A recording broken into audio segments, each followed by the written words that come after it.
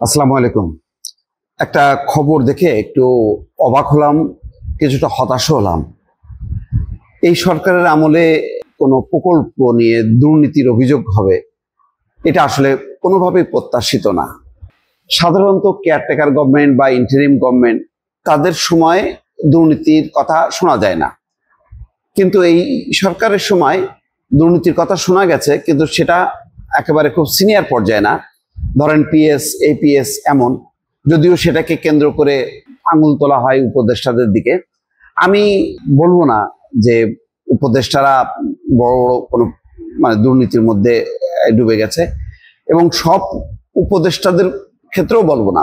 কেউ কেউ কেউ কেউ কারা জানেন, আপনারা ঠিক মতনই ভালো মতন করে সেই খবরগুলো পড়েছেন। আমি এখন যেটা বলতে চাই, যে খবরটা প্রথম আলোতে প্রকাশ করেছে, বিটিসিএল এর 5G প্রকল্প, সেখানে দুর্নীতির অভিযোগে কেনাকাটা আটকে দিয়েছিলেন নাহিদ ইসলাম। দুর্নীতির অভিযোগ ছিল বলে কেনাকাটা নাহিদ ইসলাম আটকে দিয়েছেন। তোড়জোড় ফয়েজ আহমেদের, পরবর্তীতে ফয়েজ আহমেদ দায়িত্ব পান এই মিনিস্ট্রির। সেখানে তিনি তোড়জোড় করছেন কেনাকাটার জন্য। তো সেই কারণেই একটা ভিন্ন একটা স্মেল পাওয়া যাচ্ছে দুর্নীতির। সেই খবরটাই এখানে বলা হচ্ছে যে বাংলাদেশ টেলিযোগাযোগ কোম্পানি লিমিটেডের একটি প্রকল্পে দুর্নীতির অভিযোগ উঠেছিল জুলাই গণঅভ্যুত্থানে ক্ষমতাচ্যুত আওয়ামী লীগ সরকারের আমলেই। অন্তর্বর্তী সরকার গঠনের পর ডাক ও টেলিযোগাযোগ মন্ত্রণালয়ের তৎকালীন উপদেষ্টা মোহাম্মদ নাহিদ ইসলাম প্রকল্পের কেনাকাটার প্রক্রিয়া আটকে দেন, দুর্নীতির অভিযোগ তদন্তেরও ব্যবস্থা করেন। দুদক অনুসন্ধান শেষ হওয়ার আগেই এখন সেই প্রকল্পে যন্ত্রপাতি কেনার তোড়জোড় করছেন প্রধান উপদেষ্টার ডাক, টেলিযোগাযোগ এবং তথ্য প্রযুক্তি বিষয়ক বিশেষ সহকারী ফয়েজ আহমেদ তোয়েব। তার বিরুদ্ধে দুদককে প্রভাবিত করার অভিযোগও উঠেছে। বিটিএসএল এর ওই প্রকল্পে দুদক গত 9 জানুয়ারি অনুসন্ধানের সিদ্ধান্ত নেয়। এই জন্য দুদকের পরিচালক SM আক্তার হামিদ ভুঁইয়াকে প্রধান করে গঠিত 5 সদস্যের একটি কমিটি কাজ করছে।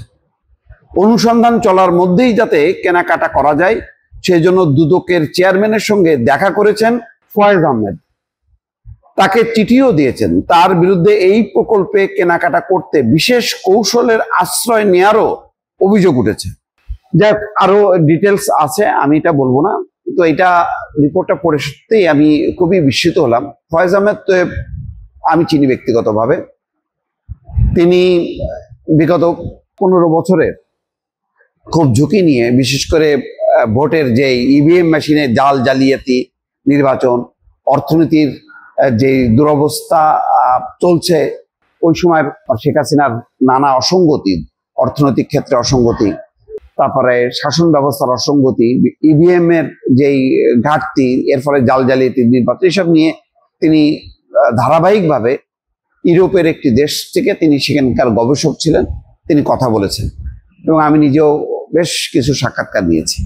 ব্যক্তিগতভাবে আমার কাছে যথেষ্ট পরিমাণ সজ্জন মনে হয়েছে, ভদ্রলোক মনে হয়েছে, এবং তিনি নিজ উদ্যোগেই যোগাযোগ করতেন এবং কথা বলার চেষ্টা করতেন। সেই মানুষটা যখন দায়িত্ব পেয়েছেন, আমি ব্যক্তিগতভাবে খুশি হয়েছি। কিন্তু সম্প্রতি বেশ কিছু লেখালেখি চলছে তাকে ঘিরে। তিনি দুদকে গেছেন, তিনি আলাদাভাবে প্রেস কনফারেন্সও করেছেন। কিন্তু এটাও সত্য যে এই যে রিপোর্টটা, প্রথম আলো রিপোর্টটা, তারা তো যথেষ্ট তদন্ত করে রিপোর্টটা করেছে। প্রথম আলোর এই রিপোর্টটা বায়াসড, এটা মনে করারও কোনো কারণ নেই। ভুলও হতে পারে, কিন্তু আমি যেটা বলছি, আমি কোনো অভিযোগ করছি না বা প্রথম আলোর রিপোর্টটা সত্য সেটাও বলছি না।